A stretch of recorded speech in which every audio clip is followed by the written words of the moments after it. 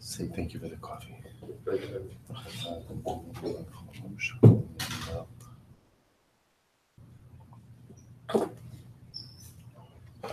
know what? I just forgot something.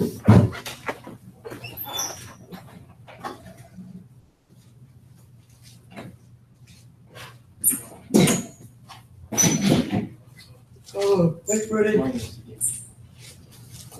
Oh.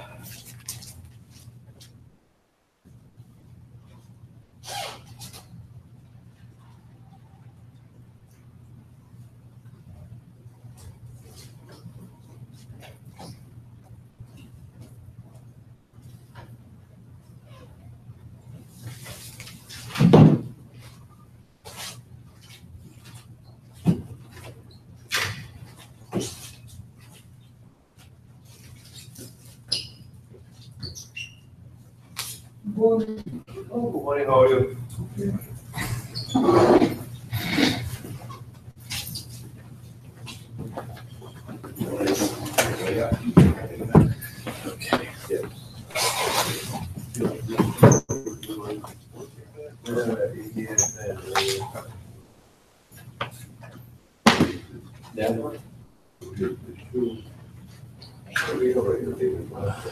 All right, we'll say good morning. Let's begin. So we're going to pick up on page Kuf Yud Aleph, the first paragraph. We left off with a couple lines on Kuf Yud. We'll pick up Kuf Yud Aleph, first paragraph. Nimsa she'ikar yiras hashamayim masila.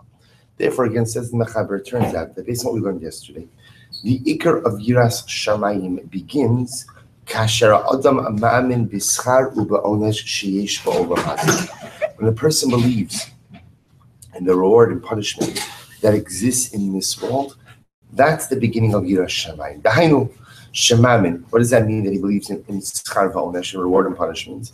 That he believes shekoma shekorabo, everything that happens to him. Hatzlachosav o chalil lahefech, his successes, or God forbid, the opposite, his failures. Yisurin, his difficulties, his suffering. Kulam me'ito yisbarach. All of it comes from HaKadosh Baruch. Shenosin lo scharo, o manish osam lefi ma'asav. And whatever HaKadosh Baruch Hu gives me is somehow, and again, so you have to be careful with these words. So everything HaKadosh Baruch Hu gives me, there's a correlation between my life, or I should say, the events of my life and my actions.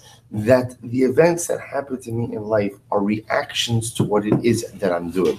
Now again, the Mechaber uses the lashon over here that that God rewards me in accordance with my deeds, punishes me in accordance with my deeds. Now remember again, it's important for us to keep in mind a much looser translation of these words, because we have to accept the theological reality of Sadik Viralo, of bad things happening to good people, and Rasha Vatovlo, good, good things happening to bad people. That is a theological reality with which we contend. Therefore, the point that the Mechaber is trying to make over here is understand that when negative events occur to me, or what I perceive as negative events occur to me, so lav dafka, that it's a punishment. It doesn't have to be a punishment, but there's no question that somehow it's related to my actions, meaning some way, somehow, the events that are occurring to me are reflective of the life that I'm living. Sometimes it's a punishment. That is certainly possible. Other times it's a wake-up call. Other times it forces me to focus on certain things that I'm not otherwise focusing on. But the idea is that there is always an interrelationship. There's always a connection between what's happening to me and ultimately the type of life that I am living. He goes on, he says, therefore, by definition, Yiras Shamayim requires of me to do a cheshbon nefesh each and every day. So go ahead, each and every day do cheshbon nefesh. V'zei tachin rak kasher hu chai mitoch hayesod shein yisurim lo avon. The only way to kind of spark that cheshbon nefesh is if a person goes ahead and lives a life of ein yisrun law, on a recognition again of this interrelationship, this correlation, this connection between my actions and my life events. Kol echad rozeh shilech lo keseder. We'll say it's the second paragraph, Kuf Yud Aleph. Very profound statement. Everyone wants life to follow a seder. Sheyatzliach b'chaim, or be successful. Sheila kol tuv, want to have incredible bracha. The kasher yodea adam shim yechata ye'anish ba'olam hazeh. Bevadei misoreres bo yirah shamayim lasos b'chol yom cheshbon nefesh l'takines maso kadesh lo yavo'u alav yisurim. So Mechaber says something amazing. Everybody wants the same thing, which is all of us want a successful life, a happy life, a calm life. If I accept this premise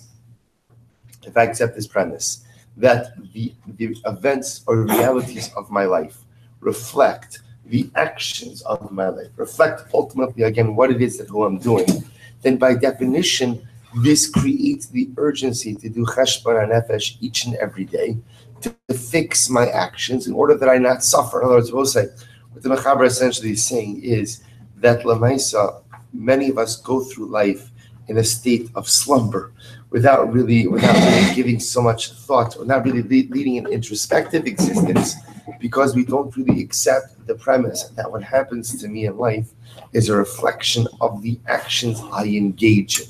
But if I recognize this correlation between the life I have and the actions I perform, then by definition that creates the need, the urgency for contemplation, for introspection each and every day, because I want to make sure I'm doing the right things. Because I don't want negative things to occur in life. I don't want negative repercussions. I don't want negative realities. Therefore, I'm going to introspect. I'm going to contemplate. I'm going to examine the way I live my life each and every day. And by extension, when a person realizes that I've made a mistake, again, I fix the problem. I don't go ahead and wait. I don't make excuses. I don't kick the can down the road, but instead, I fix the problem. I admit my mistakes. In other words, we'll say, let's be clear. Contemplation, cheshbon nefesh, does not guarantee I won't sin. It might decrease the probability that I will sin, but it certainly does do is in the event that I do sin, which inevitably I will. A person who is a contemplative, introspective, cheshbon nefesh type of individual, when he does sin, will automatically engage in course-correcting activity. I'm going to recognize it, I'm going to own it, and I'm going to fix it. He goes on, and when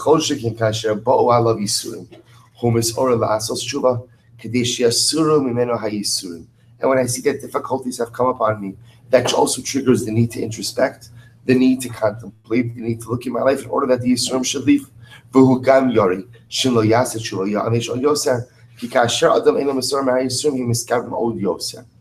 Next paragraph will say, Kozman, the bolder paragraph.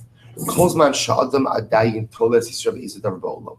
When a person goes ahead, he attributes his setbacks and difficulties to something else in this world. V'lo ki yesh lo avonos, simen shu rachok mir shamayim b'tachlis harichok, ubar shu chai es chaya b'li loses in the cheshbon ne'abore. This is a very profound statement. When a person encounters setbacks in life, so very often when we encounter adversity, setbacks, challenges, what's the first thing we look at? The first thing we look at is, whose fault is it? Whose fault is it? Right? Who did it? Who did this? Who's responsible for this? Heads are going to roll. Right? Who caused me to have these difficulties? And we'll say, that is not the right approach. The Mechaber suggests the right approach is, when I encounter difficulty or adversity, the first question is, what's going on in my life? What in me is in a state of disrepair that is allowing this to occur? Now, could it be that other people are making contributions to this light discord? Absolutely. But that's not where I start. That's perhaps a process where I end. Where I start is, if things are not going according to plan, things are not going well, what's the chisaron in me? Because again, I recognize that my life realities are reflective, ultimately, again, of who I am and the life that I am living. So if things are not going according to plan, then at the end of the day, what's going on with me? What's going on with me? And if that is not the first step in my contemplative journey, then says the Mechaber, at the end of the day, I don't really have Yiras Shamayim. We'll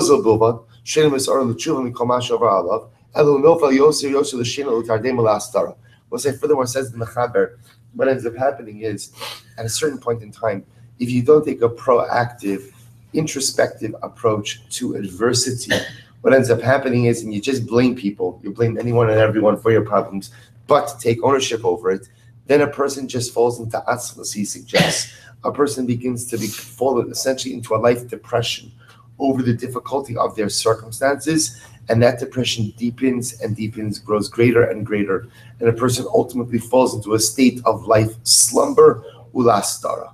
Nimtza, shirak ha'ideh ha'yisod, she'nisurn lo'avon, titachin yira shamayim. Therefore, we'll say it turns out that it is only if a person lives life by the principle of in yisur lo'avon, that my life realities mirror the kind of person I am and the life that I am living. It's only through that, if a person takes an introspective approach to contemplating the events of his life, understanding that what occurs to me is a reflection of what I am and what I'm not doing, only then could a person establish a sense of Yiras Shamayim. Ki ha'adam pashat yodea, yesh yisurim ba'olam, yesh anashim, yesh makel, umuvan shemis oreres bo yira. We'll say, because if one thing is clear, says in the Chaber, it's that there's adversity, there's challenge, there's suffering. Meaning, if there's one thing you could bank on, it's that at some point in time, some way, somehow, life is not going to go your way. If you're lucky, it'll be relatively minor, but it's also possible that it could be major. Ki yadua she'yira maschila miras ha'onesh u'misham ha'adam maschil la'alos b'madregos ad she'zocha liyiras ha'romimos. I will say now again, we're talking about a relatively lower level of Yiras Shamayim over here, where a person, what we really call this is Yiras HaOnesh. This really over here, ultimately, again, is a sense of fear of, much more fear of punishment. Meaning the issue over here is that I recognize that what's happening to me is a reflection of the way I'm living my life. And therefore, again, I want to own this circumstance so things don't get worse. So that's a lower level. We will work towards higher levels as well. K'muva shekala pechadam shadam mafachid mikomin eitzaros rak machmas she'ayira peish kuf yud beis mislaveshes ba'osu davar kadei la'ora ba'adam es yiras ha'onesh v'lahavi osu liyiras Hashem bara nikia. Because we'll say the first step that we start with is always yiras ha'onesh. It's always a fear of punishment. Fear of punishment, which is elemental. Starts in our relationship with HaKadosh Baruch Hu, but ultimately, again, it progresses to a more sophisticated, love-based type of relationship. But I will say, as we stop over here for today, so understand we close out really with a very profound yisod. This idea of ein yisurim below avon. There's no such thing as suffering without iniquity. But the idea being not that everything that happens to me negative in life is a punishment, but rather one thing is clear, which is we accept the premise that the events of my life are reflective of the quality, nature, and trajectory of my life. And that when things don't go according to plan, and when things are not unfolding in the way that I hoped that they would, that is a wake-up call of sorts. Whether it's a wake-up call that I'm doing something wrong, whether it's a wake-up call that I'm not doing something enough, whatever it is, but I recognize that at the end of the day, this is the wake-up call from HaKadosh Baruch Hu to introspect, to reflect, to contemplate, and to figure out how to engage in proper course-correcting activity. So stop here for today. We'll pick up in Meretz Hashem on Monday.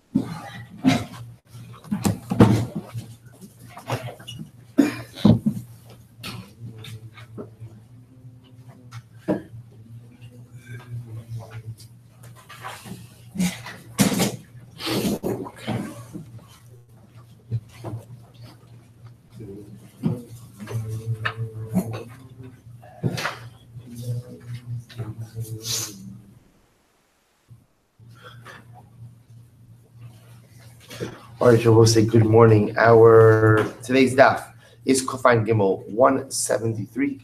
And we are picking up on the top of Kufan Gimel 173. Our shir this morning is sponsored by Rachel and Greg Levitan, in memory of Rachel's father, Burton Schreiber, Ben Sion, Ben Yisrael Shimon. We're up there in the merit of our Talmud Torah and Shamal Havan Aliyah and the family in the Chama. So let's begin top of Kufan Gimel. The Allah Hadisayis. Remember again, we're discussing the riveting Mishnah of Shnei Yosef ben Shimon, two individuals by the name of Yosef ben Shimon, and again, what they can and what they can't do due to the potential confusion that could be created as a result, ultimately, again, of them both having the same exact name. So the Gemara says over here the following: So also what we've established is that the question the Gemara was dealing with was Chashin. So ultimately, again, we have to be concerned that perhaps one of them dropped the document, the other one found the document. So that's, again, ongoing discussion. But that which we learned. So let's remember again.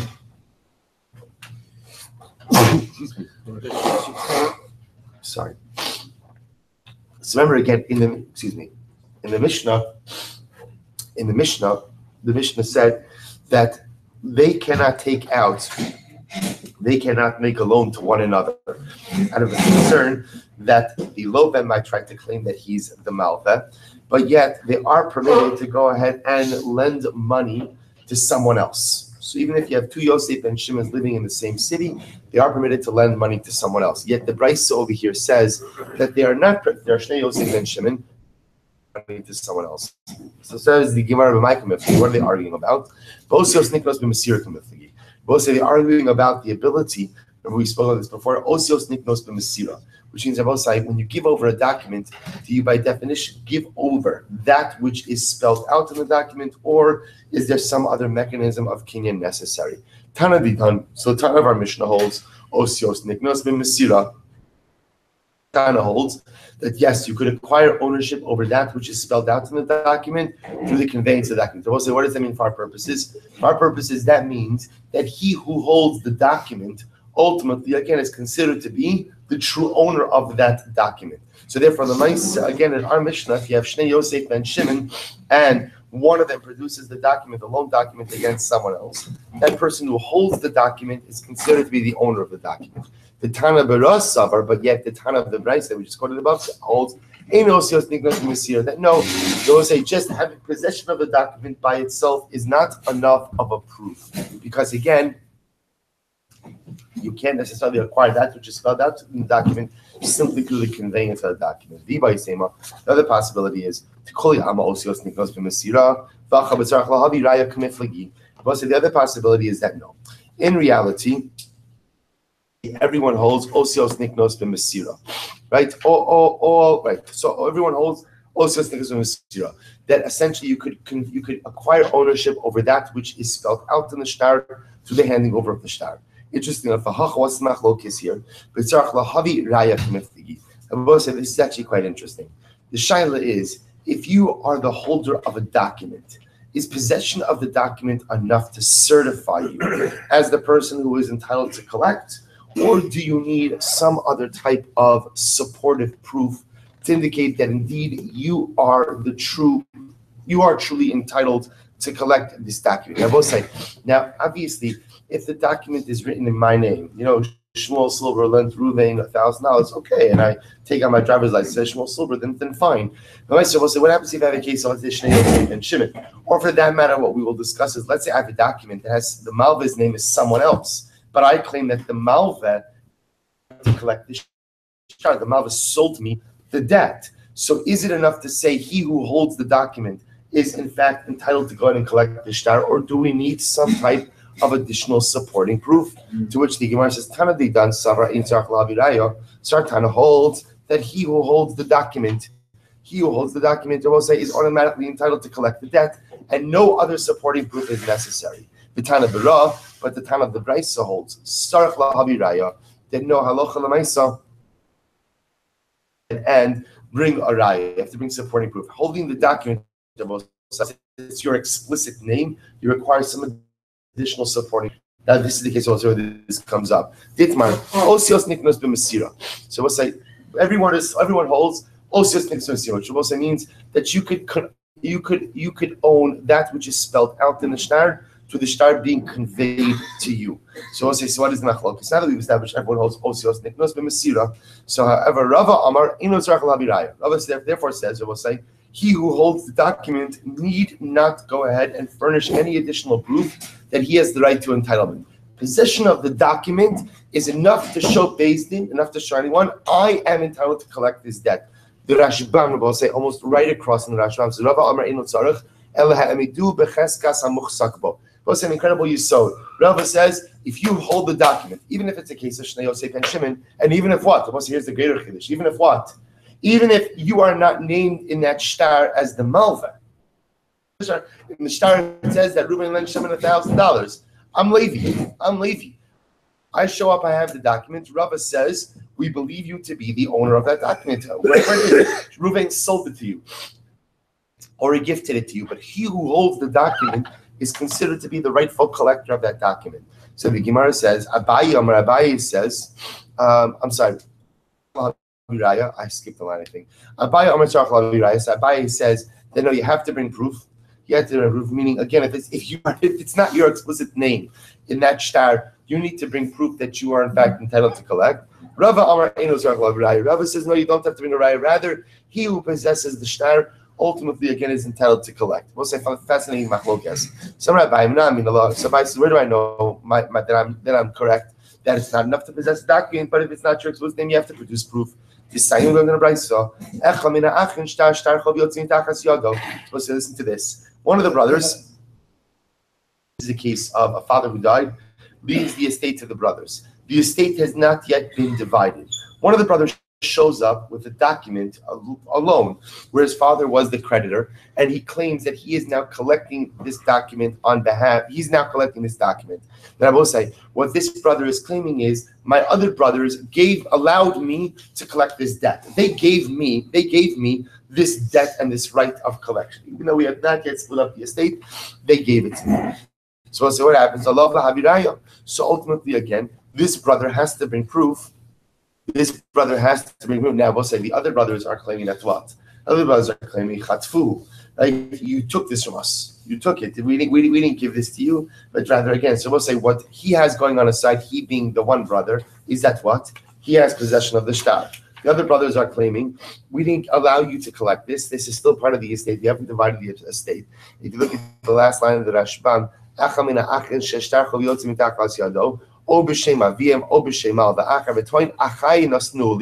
the one brother claims, my brothers gave this to me to collect. And the other brother said, we didn't give you anything. You chapped this. You took it yourself. So what's that? So we'll say the brother is producing the document. He has the burden of proof to prove that indeed this was given to him. My love, who didn't lachri.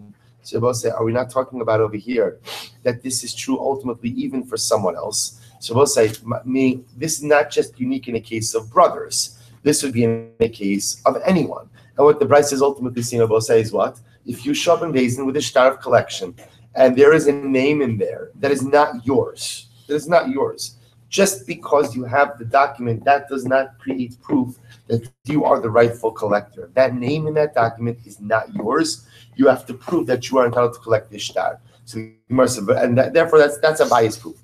Rava says, no, you can't bring right from that case. Why? Shani achim dishamtu mehadadi.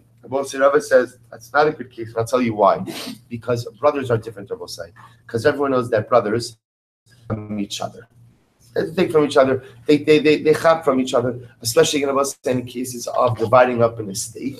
It's common that someone's going to try to grab this for himself, try to grab that for himself. That's why in that case, Rava say, the brothers, if you show up in Beis Din with a shtar that doesn't have your name in it, and you claim that your father gave it to you, your brothers gave it to you, the brothers say, no, we didn't. Then Rava say, to prove his claim. Rava say, others have a different version of this exchange.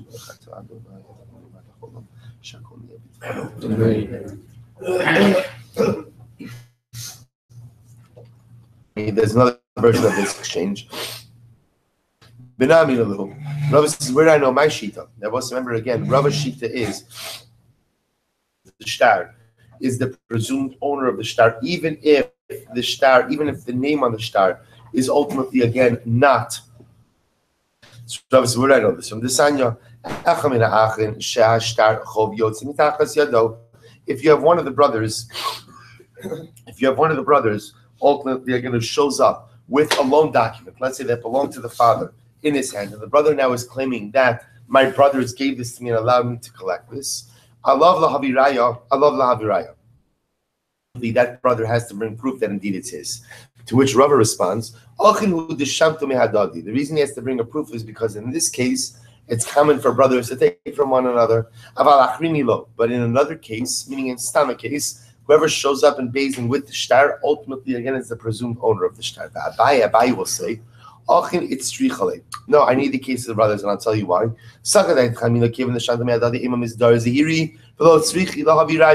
I might have thought that in the case of brothers, since it's common for them to take from each other, therefore they would be especially vigilant that a shtar is not taken illegally.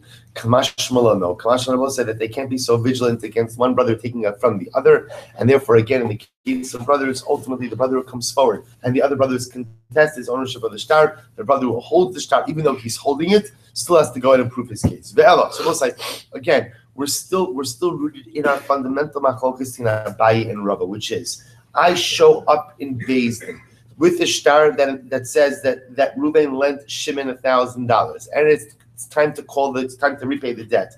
The only problem is I'm not Reuben, right? I'm Levi.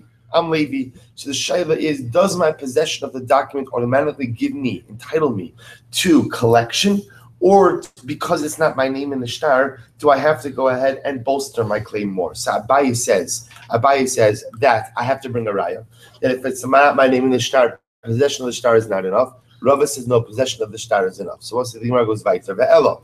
So the Gemara goes weiter. One second. Ve'elo. I just lost the place. Ve'elo. Had desanya. We'll say first wide line. Ve'elo had desanya. Kashim shmotzian hein shtar chovalach enikach motzian zalzeh. So we'll listen to this. But that which we learned in a brayso, the same way that they can lend money to others, they can lend money to each other as well. Now we'll say this contradicts the Mishnah. The Mishnah said that in the case of two Yosef ben Shimon in the same town, then what's the halacha? I will say the halacha is that they can lend money to others, but they can't lend money to each other. So yet the Brisa says that they can. So what's the machlokes? Listen to this fascinating case. Because the machlokes is the following: can you write a loan document if the lender is not present? So let's like this. Everyone will agree that you can't write a loan document for the lender if the borrower is not there, right? That's obvious, right? Because at the end of the day, then someone could draft a document that says, "Oh yeah, Reuven borrowed $10,000 from me." Okay, shkoyach. So everybody agrees that the borrower has to be. The shaila is ahead and draft a loan document without the lender present. So you want to say at first glance, doesn't seem to be a big deal because the only person who's on the hook is going to be the borrower. Therefore, if he's willing to put him, okay, what harm could come from this? So we'll say, so watch this. So the Gemara says, Tana Didan, the Tana of our Mishnah holds, so our Tana holds that you can write a loan document for a borrower even though the lender is not there. Now watch this. So we'll say, so if that's true, there is one, we'll call it catastrophic is too hyperbolic, but there is one significantly detrimental case that could come out from this, which is what? So watch this. Zimnin does lagabe safra. So we'll say, watch this. Let's go back to the case of two Yosef ben Shimons who are living in the same city. So Yosef ben Shimon won. What does it say to the sofer? So Yosef ben Shimon won, goes to the sofer, goes to the witnesses, and he says, listen, draft for me a document because I'm going to borrow money from my friend Yosef ben Shimon. So I was about to say, so again, remember, so this opinion paskins that we do write a shtar for a lova, even not in the presence of the malva. So based in the Eidim draft the document, and then what happens? So I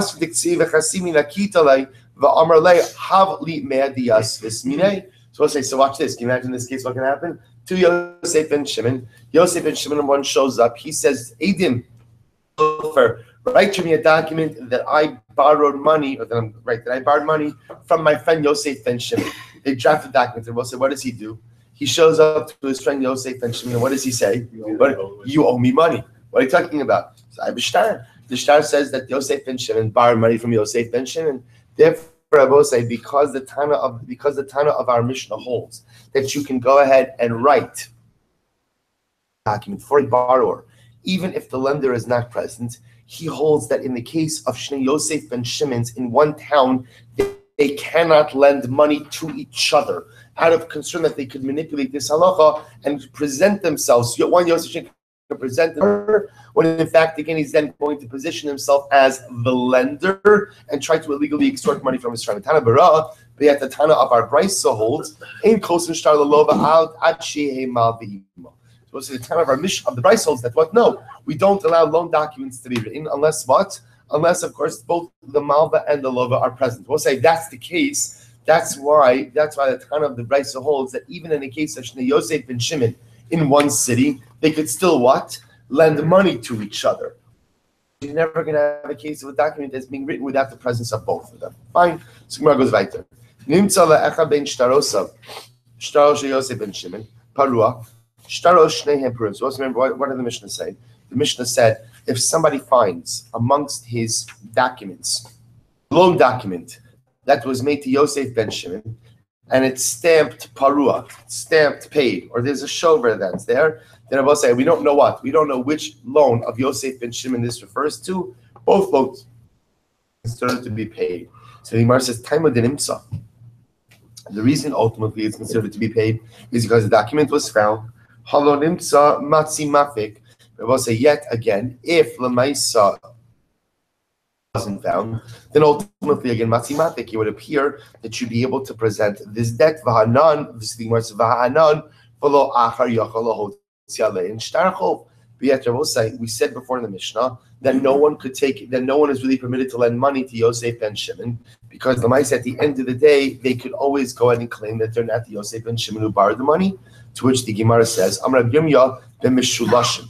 I will say, what's the case over here? That case would be in a case where, let's say, you have the third generation, Yosef ben Shimon ben Yaakov, right? So we'll say in that case where it's clearly identifiable who the borrower is, that's when you could moti the shtar.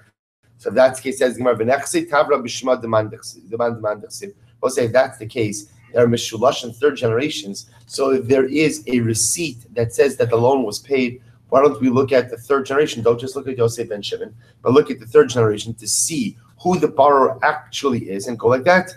Rav Hoshia ben Mishulashim b'shtar ben Mishulashim b'shtar. Rav says an interesting case where the shtar itself is Mishulashim, so we know who the loan was made to, but what? The shover was not Mishulashim. So we'll say, so ultimately, again, we're not sure who paid. Abaye says, this is what it means to say. Nimsa lelove ben shtarosav, shtarosh Yosef ben Shimon ab shtarosh Shem Purim. We'll say, so Rabbi takes a different approach. Abaye takes a different approach, which will say just simply sidesteps the questions the Gemara raised, which is, it's not the lender who finds the debt, but rather, what are we talking about? It's the borrower. So the borrower, we'll say, finds amongst his shtaros a loan document, meaning the borrower, obviously, in his shtaros, it says that the shtar of Yosef and Shimon, the loan that I took from Yosef and Shimon, is parua, is repaid. And therefore, what Rabbi say? Let's say again, he happened to borrow money from two Yosef ben Shimons. What's the halacha, Rabbi say? They're both considered to be repaid. Gemara says, shtaros shnei parua. Rabbi say is not a chiddush, because essentially what it's saying is, the borrower would have the right to say, if let's say one of the Yosef and Shimon's comes along and says, it's me, right? It's you still owe me the money, right? If he still goes ahead and claims that it was me, then lemaisa again, we'll say it would be amotzi mechavera alav haraya, right? In order to prove that he's the Yosef and Shimon who still owed the money. Fine. So let's remember again, the Mishnah said, so what do you do in a case of Shnei Yosef ben Shimon? Right? What do you do in that case? Meaning, how do they conduct business? So the Gemara says, not a problem, add on a third generation. Remember again, the Mishnah went on and said, and then let's say they have the Zaydas have the same name. So you put in physical features. Either they have the same physical features, so what do? You put in Kohen. Meaning the idea of, let's say, it says the Gemara Tana, Kohanim, Yichtavu Doros. Let's say they're both Kohanim. So what do you do under those circumstances? I would say essentially what you do is you start adding in enough generations until what? Until you get a dissimilar name. Is obviously you keep going until you find some distinguishing feature. But interestingly enough, one has to be careful that it's a distinguishing feature that at the end of the day won't change. So for example, you can't put in like an address, or you can't put in an occupation, or you can't put in the name of a spouse. Why? Because those things all could potentially change. Rather, that's why the Gemara says physical features. Tribal affiliations, those are the kind of things that ultimately will remain constant. Mishnah. Just so you should know, by the way, in Machlokas Abai and Rabbi, is about, and you just present the shtar, and it is not your name in the shtar. So, do you have the right to collect that shtar? And that's about say, thank you. That's just the Gemara Paskins, the Shkor Paskins. Again, we're going to see this more in tomorrow's daf, a little bit more, this halacha. And also, the yesod is that he who goes ahead and shows up to Beis holding the shtar is vested with the right of collection. Now, if he's challenged, which could happen, then the Ma'aseh again he has to prove his claim. But assuming he's not challenged, he who holds the shtar is considered to be the presumptive owner of the shtar. Fine, says the Mishnah. Homer libno shtar shebin shtarosai parua v'nodea ezuhu shtaros. So also listen to this ezuhu. So what happens? A man's on his deathbed. Let's say, now it doesn't have to be on his deathbed, but for Pashtos it works well. As the Rashbam says, Silber b'shas misaso. He's telling his son on his deathbed. There are a couple of loan documents, and one of them is repaid. But I don't know which one it is. And I will say, what's the halacha? Shtaros kulan peruin. All the shtaros are considered to be repaid. Ultimately, again, meaning the son will have no rights of collection over any of those documents. Rashbam points out, obviously, if the borrowers say we did not yet repay the debt, then of course the son could collect that. But in the absence of that, the son doesn't have the ability to collect. Nimsa le'echad, the Gemara says nimsa le'echad sham, nimsa le'echad sham, nimsa le'echad sham shnayim, hagadol parua v'katan ina parua. So listen to this. Let's say again, it turns out that lamaisa there is more than one. We're going to define what this case is in just a moment. If you look at the Rashbam, Nimsa le'lova echad sham b'bayis hamei shnei shtaros shelavam mimenu shtei avos. So also listen to this. Let's say it turns out that the father had lent Ruvain 2 different times, 2 debts, 2 loans. One a large loan, one a smaller loan. So the way the Mishnah Paskins is Hagadol Parua. The larger loan is considered to be forgiven or prepaid. V'katan ina parua. And the smaller debt ultimately again is not repaid. It was said, now what the Gemara is being medayek, what the Mishnah is being medayek is the following. The father is saying to his son, Shtar bein shtarosav. There is a document amongst my documents that is repaid. There's a loan that I have outstanding that's been repaid already. The problem is he doesn't remember which one. So we'll say under normal circumstances, what we say is therefore the son can't really collect any of them. Because remember, every single borrower could say to the son, what? I'm the one that was repaid. I'm the one that was repaid. However, the Gemara says there's one exception. If the father had made 2 loans to one person, since the father used lashon of shtar bein shtarosav, we assume that only one of those debts have been repaid. One of them is still outstanding. Which one has been repaid? We assume the larger one is repaid and the smaller one is still outstanding. Says the Gemara, Amar Rava, shtar lecha b'yadi parua. Right? Ultimately, again, if a person says that the shtar that you have with me, and I will say the borrower has 2 loans to this particular lender, hagadol parua v'katan ina parua. We say that the larger debt is repaid, the smaller one is not. However, we'll say if a creditor says to the your debt is repaid to me, so we'll say then in that case, shtaros kulan peruin. We assume that all of the loans are repaid. We'll say you understand the interesting shtar. Shtar refers to a loan. Chov means a debt. Debt could ultimately be a collective statement. So if I say to the borrower, the shtar that you have in my hand is repaid, and he has two loans, we assume I'm referring to the larger debt, not the smaller debt. If I say chov, your debt is repaid to me, then we assume that means that all loans are repaid. That's true. So if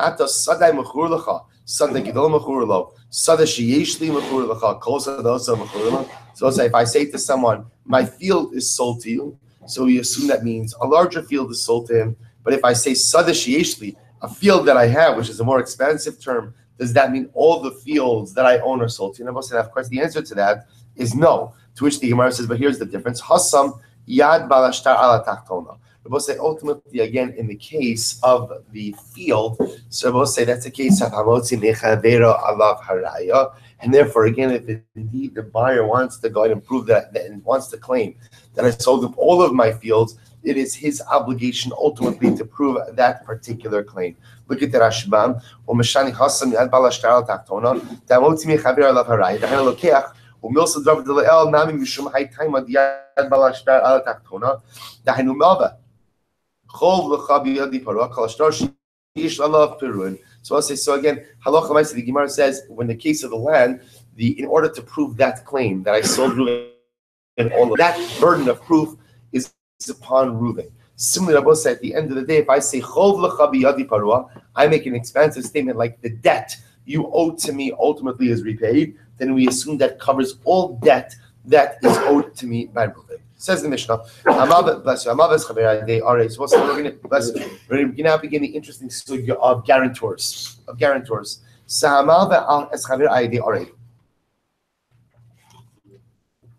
lend Reuven money with a guarantor.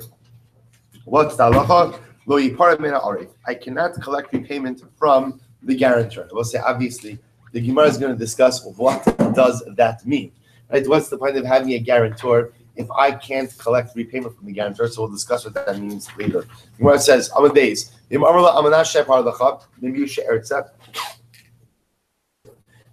to this. If I, the lender, make a condition, and the condition is that I say, Reuven, I am lending you this money on the condition that I get to collect the debt from whoever I want. So if I want to go after you, I'll go after you. If I want to go after the guarantor, I'll go after the guarantor.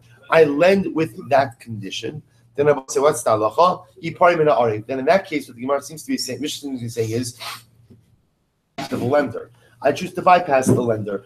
I want to go straight to the guarantor. I have the right to do so. Shimon Gamliel says, Rav Shimon Gamliel says, no.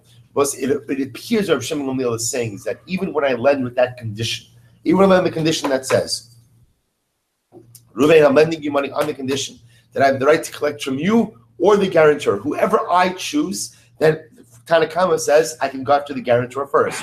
Rav Shimon Gamliel says no. You can never go after the guarantor in a case where the borrower has assets. A guarantor can only be approached in a case where the borrower has no assets of his own. So the Gemara says, used to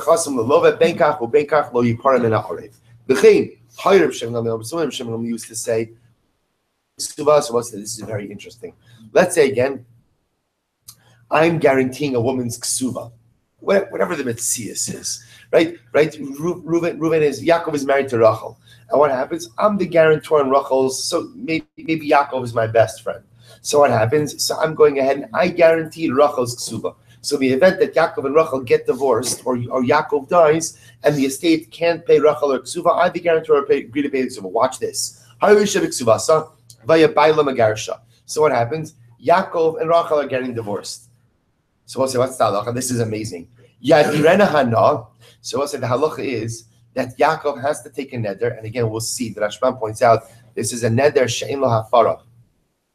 Neder that has no possibility for revocation or annulment. That's what? That he's not going to remarry her. So why? What are we concerned about over here? We're saying we're concerned about some type of collusion.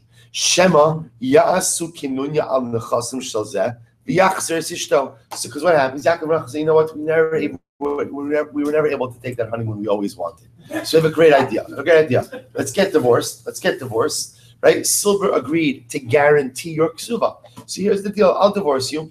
You'll collect the ksuva from Silber, and Baruch Hashem, we'll fall in love once again. Always easier with some money, right? We'll fall in love once again, right? We'll get remarried. And now, Baruch Hashem, look at this. We have a way now to start our second marriage with a little bit of new money. So in order to avoid that type of what we'll call divorce/marriage collusion, if somebody else is guaranteeing a woman's ksuba, the halach is before that guarantor could be forced to pay, the husband has to take a type of irrevocable neder that he's not going to go ahead and remarry his wife. Fine, incredible case. My time. So we'll say now, we'll get it. We're going to explore all of this in great depth in the Gemara. My time up.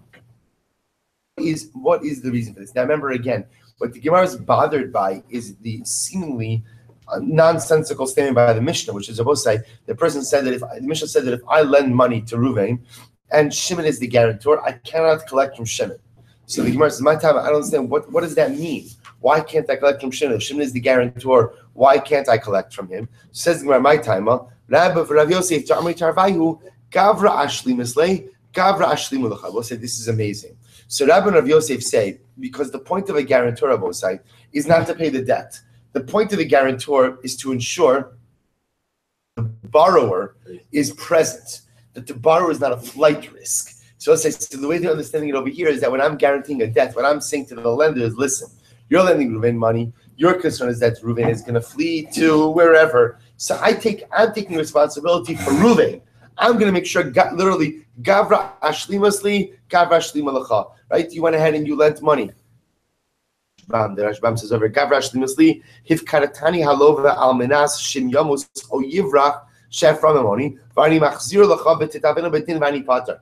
Meaning, our agreement was that if the borrower is not here, I will stand in his place. So therefore, my job is to make sure that the borrower is here. The borrower is present. Here's his address. You can go find him. Leave me alone. Maskav Rav Nachman. Rav Nachman said, one second, Hi Dina de Parsoi. Rav Nachman says, you seem to be paskening like Persian law. In other words, that's how the Persians pasken. That the definition of an Arev, Rabbi say, is not someone who is on the hook to repay, but someone who is responsible for making sure that the borrower is not a flight risk. To which the Gemara says, Adrabah, Basra Arva Azli. Says, no. Adrabah. But so we'll see Basra Arva, as Rashbam says, Af Kishesh Nechasim a little bit. It's not true. Rather, you could even go after the guarantor, even in a case where what? Where the borrower does in fact have property. We're going to define that statement in just a moment. Ella, rather, what the Gemara meant to say was the Mishnah is conducting itself like a Persian Beis Din. So we'll say Persian Beis Dins often handed down, I should say Persian courts, often handed down rulings without giving reasons. So to will say the Mishnah is giving rulings without giving reasons. So therefore we'll say what the Gemara is saying over here is we're just not clear as to the logic that's underlying these halachas. What does it mean that you cannot collect repayments from the Arev? What it means is the following. The Gemara says, Lo yitva Arev tchila. What it means, Rabbi is that you cannot go to the Arev first. So when the Mishnah says that Amal v'es chavera ay the Arev lo yifra min Arev, it means that what? If I lend money to Ruvain and Shimon is the guarantor, I can't go to Shimon before I go to Ruvain. A guarantor cannot be approached for repayment before the borrower is approached to repayment. What's your advice that supports this? If somebody lends money if I lend money to a borrower and there's a guarantor, lo yitva arif tchila, I can't go after the guarantor first. Vim amar amana she'efra mimi she'ertza yitva arif tchila. I will say now again. The chiddush over here is the following. See, I as the lender might have thought that in the case of a guarantor, I will say you can have a situation where you have a borrower who has assets. He has assets, but what? Meaning it's just difficult. It's just difficult. And I have to spend time tracking this. I'm saying to myself, what do I need this for? I'm going right to the Arev. So the Mishnah tells me, no, you can't do that. In a case where ultimately, again, the borrower has assets, I, the lender, have to first go after the borrower and cannot yet approach the lender. However, if I lent money with a t'nai, and I will say the t'nai is, Ruvain, I'm lending you this money on the condition that what? I could collect it from you or from Shimon the guarantor. And of course, again, I will say this only works, of course, if Shimon the guarantor also agrees to this type of guarantorship, then halacha l'maaseh, then I have the right to collect from whoever I want. Amar Rav Huna, So Rav Huna said, Minayin l'Arev d'mishtabed. So Rav Huna said, from where do we know that an Arev is committed? Now what does that mean? Take a look at the Rashi for just a moment. Minayin l'Arev shemishtabed, but Amira ba'alma below kinyan. Now understand, excuse me. How does a guarantor become a guarantor? A guarantor becomes a guarantor through a simple verbal commitment. So says the Gemara, how do I know that works? I mean, why is it that a person can become a guarantor just through a verbal commitment without any formal kinyan? To which the Gemara says, because this is actually amazing. Because the pasuk says, remember again, this is by Yehuda. Right, that ultimately again is when they want to take Binyamin. They want to take Binyamin down to Mitzrayim because Yosef will not give them food.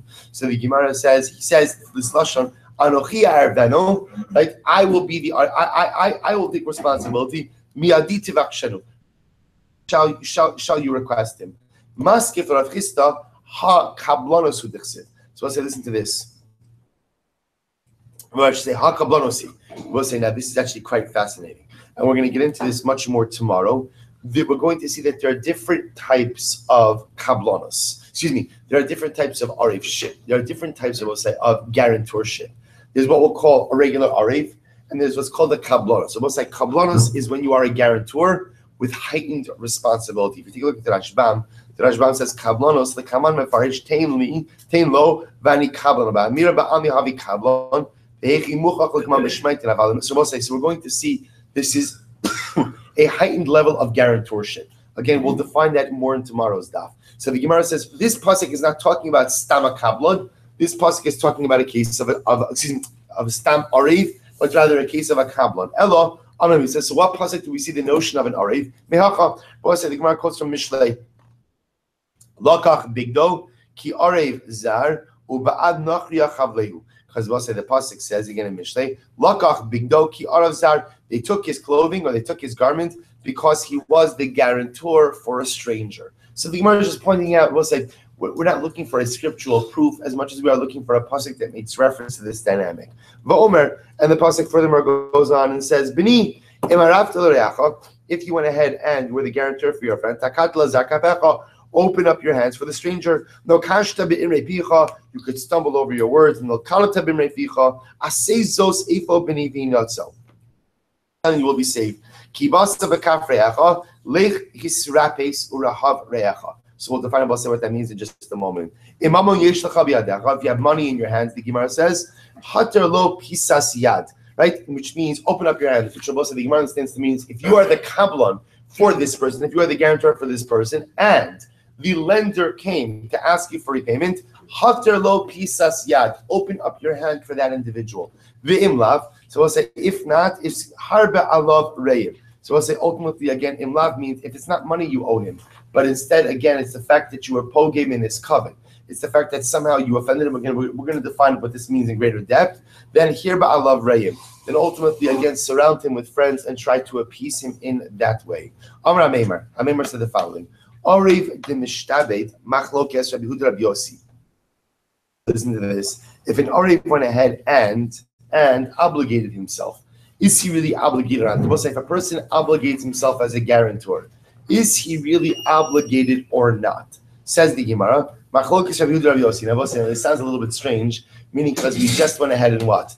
We just went ahead and established. First of all, we talk about Arev as a reality. We also just established at least some type of scriptural remes for an Arev. Now they want to take a step back and say, by the way, does it actually work? Meaning, is it actually binding if a person makes himself an Arev or not? So we'll say, watch this. Machlokes Rabbi Yossi. Rabbi Yossi Damar Asmachta Kanya Arev Mishtabed. So we'll say, according to Rabbi Yossi, Asmachta Kanya. We'll say, let's go back for a moment. Asmachta. Asmachta will say what? Is essentially what?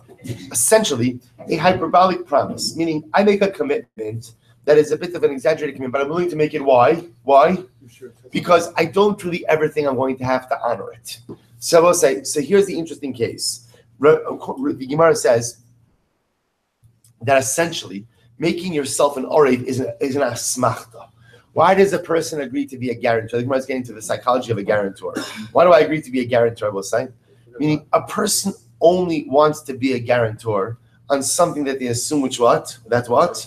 That I won't have to be called on. In other words, I would assume very rarely does a person want to be a guarantor where there's a heightened probability that they're actually going to have to repay the debt. So in general, I'll become a guarantor on something where I have absolute confidence in the borrower. Therefore, I really have no intention of paying back over here. Therefore, it's an asmachta. So we'll say, so says the Gemara like this, Rabbi, who does asmachta? Excuse me. According to Rabbi Yossi, who says asmachta kanya, then asmachta is binding. Ultimately, again, a guarantor will be obligated. Who did asmachta lo kanya, orev lo mishtabid. Those will say that asmachta is not kanya, asmachta is not binding. So therefore, so to a guarantor does not become obligated. I'm going to Rav Ashi Lameimar 1 second. But it's not true. Let's say it's not true, meaning we pass asmachta lo kanya. The hyperbolic promises are not binding. But yet, we'll say we have what? We have guarantors. And we know that when a person obligates himself to be a guarantor, it is binding. So listen to this. Ultimately, again, to become a guarantor is a great level of chashivos. Because we'll say if you are a guarantor, then what? What does that show? See, Reuven wants to borrow money. Reuven can't borrow money on his own. So what happens, Rabbi say? But Reuven is able to borrow Shimon if I, Shmuel Silber, am willing to go ahead and guarantee the debt. We'll say that's a chashivos for me. That's a level of importance for me, right? That ultimately boosts my standing. If people are willing to lend money because of me, then ultimately, again, that's a good, not just a boost for my ego, I mean, it's a boost for my ego also, but it's a boost for my communal standing, for my chashivos, that people are willing to lend money with my name attached to the transaction. Because of that chashivos, Rabbi saying, ultimately, again, the Gemara says, Ba'hu hana, there's considered to be a hana that's embedded in that, to come on that I am believed, because of the hana that the orev gets from becoming the orev, ultimately, again, self to the repayment of this debt. But we'll stop. We'll pick up again with further repayments. With further halachos of the orev. Not repayments. I'll just share with you, Amir Tashem, a little bit of avart on the parasha.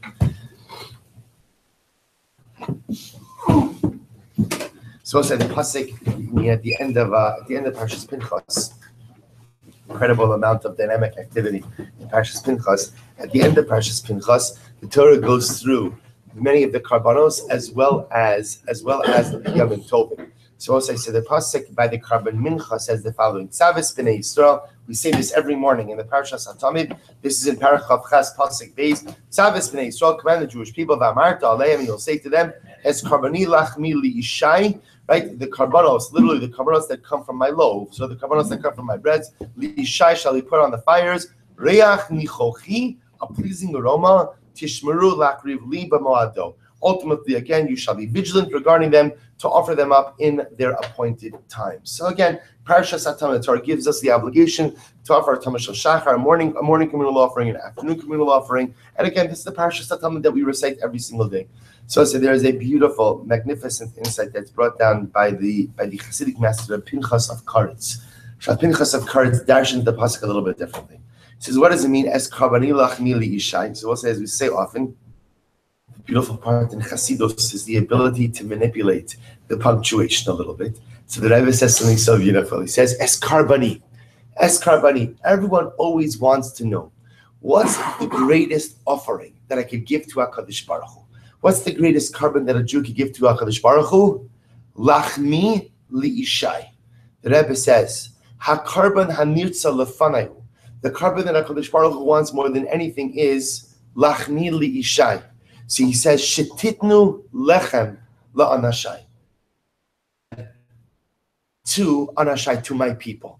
The Ribono Shalom says, the greatest carbon you can give me is when you do for the other. The Rebbe here happens to be talking us specifically in the realm of tzedakah, but Rebbe says it's not just about tzedakah. The Ribono Shalom is teaching us that sometimes the greatest offering we can give to God is not something we give to HaKadosh Baruch Hu, but rather it's something that we give to the other. Like any parent will say, who does a parent have the greatest hakaras hatov to? Who does a parent have greatest love to? We know when someone does something nice for you, that's very nice. When someone does something nice for your child, then what? I'll tell you this. My daughter Baruch Hashem just came back from her year in seminary, and I'll tell you it's an amazing thing. Girls have to find like meals out for Shabbos, which whatever is a different discussion. But in any event, I guess the amount of money doesn't cover Shabbos meals. But okay, fine. So the amazing part is, and it's for a parent, like it's like a shtickle anxiety So, like my child has to go out, especially for my daughter. It's interesting. We don't really go out that much. So this is like the first year she's going like from 0 to 60. Never really going out. And mom was like every week finding different things. When she would say, oh, I'm going to so and so, the wave of Hakar Satov that I felt towards this person, more 90% of who I did not know who these people were. But such a profound Hakar, so thank you for taking care of my child. The Ribono Shel Olam feels the same exact way for us. There are many things we can do for God. But Kadosh Baruch Hu says, as Karbani, you want to know the greatest thing you could offer me? Lachmi li'ishai. Take care of each other. Do a chesed for the other. If you take care of my children, the amount of Hakar Satov I feel towards you as a parent, says HaKadosh Baruch Hu, is absolutely overwhelming. And I will say, this is an incredible yisod the whole year, but it's especially incredible yisod during this time, Ben Amid Sarim. It's during this time that we mourn our Beis HaMikdash. And I will say, not a day goes by that we don't feel the pain of the Churban. Not a day goes by that we don't feel the void that we have because we don't have a Beis HaMikdash, that we don't have Karbanos, that we don't have that Kiros, that we don't have that Shalom. And there's an acute sense of pain that literally we experience each and every day without a Beis HaMikdash. But the Ribono Shel Olam gives us such incredible words of Nechama. We can't offer up the Karban Tamid, right? I can't offer up a Shlama, I can't offer up an Olah, but I could offer up something even more significant. The Ribono Shel Olam always gives us the refuah before he gives us the machla. And even if we can't do the avodah and Beis HaMikdash, he gives us, I want to tell you a secret. The greatest avodah you could do is not something that is done within the walls, the hallowed walls of the Beis HaMikdash. The greatest avodah that a Jew could do is what we do each and every day in the Welt, in the world. Lachmi li'ishai. Take care of each other. We'll say these are weeks in which we have to become greater Baalei Chesed. These are times where we have to become a little less self-centered and a little more giving to the other. These are times when we have to work on our midos vis-a-vis the other. We have to work ultimately in the way we treat the other. We have to work on the way that we talk to the other. Chesed, I will say, is not just in tzedakah. Chesed is not just with your money. Sure, tzedakah is beautiful. I will say it's not all about money, and it's not all about giving money. Sometimes I will say the ability to give of yourself to the other is something so much more significant than the number of zeros that you're able to put on a check. And we're able to do it each and every day. As Karban, the Ribono Shel Olam says, you want to know the best Karban you can give me? Lachmi li'ishai. Give bread, give kindness, give love, give acceptance, give chesed to the other. Halavai, we should be zecher avosai to be makriv this Karban of Lachmi li'ishai, of giving the bread of kindness, love, and chesed to the other. And halavai natzachos, may we zocher mirtz Hashem to offer up the real Karbani Lachmi li'ishai, the Karban Tod and Rabbi Yamin.